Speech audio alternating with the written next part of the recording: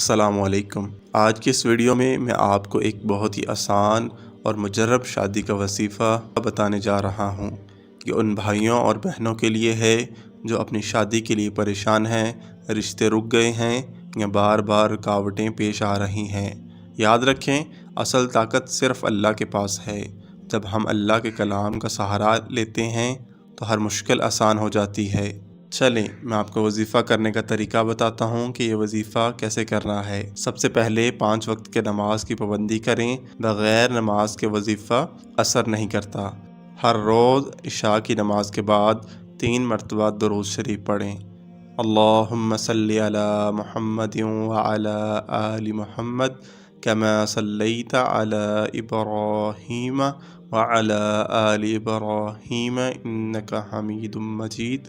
اللہم بارک علی محمد وعلی آل محمد کما بارکت علی ابراہیم وعلی آل ابراہیم انک حمید مجید۔ 3 مرتبہ درود شریف پڑھنا ہے۔ 41 مرتبہ سورہ یاسین کی یہ آیت پڑھیں۔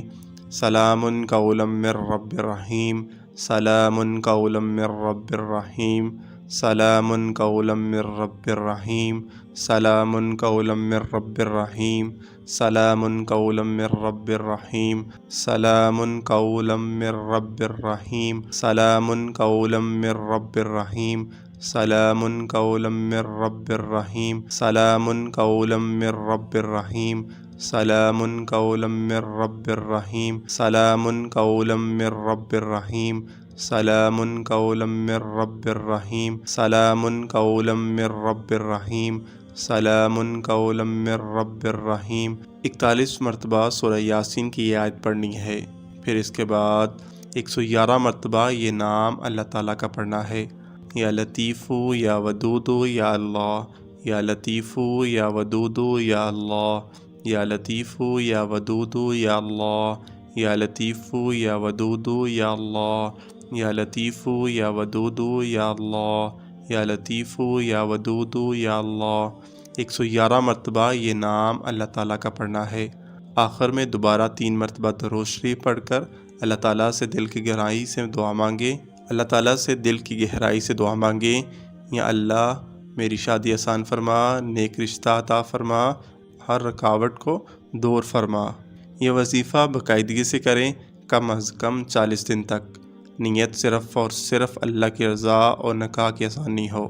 والدین کی خدمت اور دعا بہت بڑا وسیلہ ہے۔ صدقہ دینے کی عادت ڈالیں، چاہے ایک روٹی ہی کیوں نہ ہو۔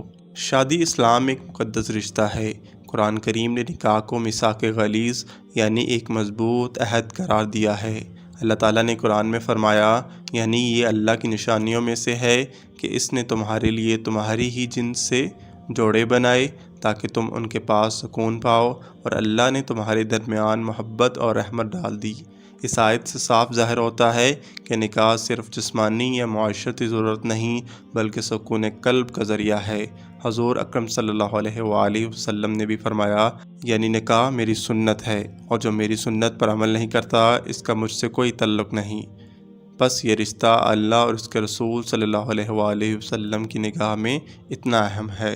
اب کوئی یہ سوال کر سکتا ہے کہ رشتے کیوں رک جاتے ہیں؟ تو اس کا جواب یہ ہے کہ کبھی رکاوٹ والدین کی نافرمانی کی وجہ سے ہوتی ہے، کبھی گناہوں کی کثرت سے، کبھی حرام کمائی کی نحوست سے، اور کبھی حسد یا جادو جیسی چیزوں کی وجہ سے۔ لیکن اللہ کا کلام ہر مشکل کو آسان کر دیتا ہے۔ اگر کوئی والدین کی خدمت کرتا ہے، سچائی اور حلال کمائی پر قائم رہتا ہے، اور اللہ کے ذکر کو اپنی زبان پر جاری رکھتا ہے، تو کوئی رکاوٹ اس کے راستے میں زیادہ دیر نہیں ٹھہر سکتی۔ اس سلسلے میں بزرگان دین کے بے شمار اقوال بھی ہیں۔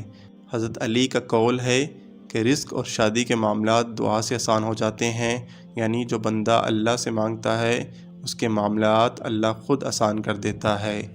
اسی طرح بہت سے علماء نے لکھا ہے کہ جو شخص کثرت سے استغفار کرتا ہے، اللہ تعالیٰ اس کے رزق میں بھی آسانی پیدا کرتا ہے اور اس کے لیے نیک جوڑا بھی عطا فرماتا ہے۔ دعاؤں کا ذکر ہو تو حضرت زکریا کی دعا یاد آتی ہے، ربی لا تذرنی فردا وانت خیر الوارثین، اے میرے رب مجھے اکیلا نہ چھوڑ اور تو سب سے بہتر وارث ہے۔ اسی طرح قرآن کی ایک اور دعا ہے جس کا ترجمہ ہے، اے ہمارے رب، ہمیں ہماری بیویوں اور اولاد سے آنکھوں کی ٹھنڈک عطا فرما اور ہمیں متقیوں کا امام بنا دے۔ یہ دعائیں جب یقین کے ساتھ مانگی جائیں تو اللہ تعالیٰ کرشماتی طور پر راستے آسان کر دیتا ہے۔ اب میں چاہوں گا کہ آپ ان سب باتوں کو صرف سن کر نہ چھوڑ دیں، بلکہ اپنے دل پر نقش کر لیں، قرآن کی تلاوت کو معمول بنائیں، اپنے والدین کی خدمت کریں اور ضرورت مندوں کو صدقہ دیں۔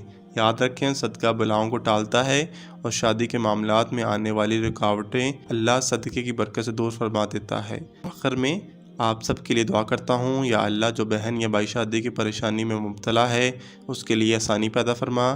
یا اللہ ان کو نیک رشتہ عطا فرما، ان کے گھروں کو آباد فرما، ان کے دلوں کو سکون بخش اور ان کی زندگی کو خوشیوں سے بھر دے۔ یا اللہ ہمارے نکاح کو سنت رسول صلی اللہ علیہ وآلہ وسلم کے مطابق بنا اور ہمیں دین و دنیا کی کامیابی عطا فرما۔ آمین۔